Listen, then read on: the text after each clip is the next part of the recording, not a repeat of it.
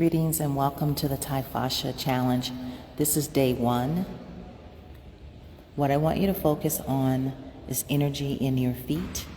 We will be working with the 8 limbs of yoga throughout each day. The first limb is the Yamas, and they represent your feet.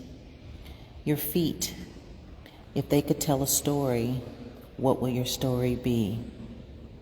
Yamas represent, and they mean, how you show up in the world with others.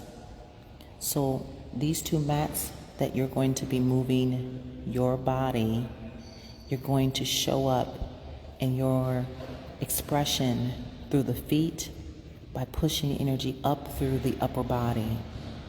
So the strength and core is in the feet. Tomorrow's will be the niyamas. We will work through the knees.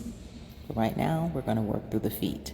Have fun, enjoy yourself, and modify as much as you can.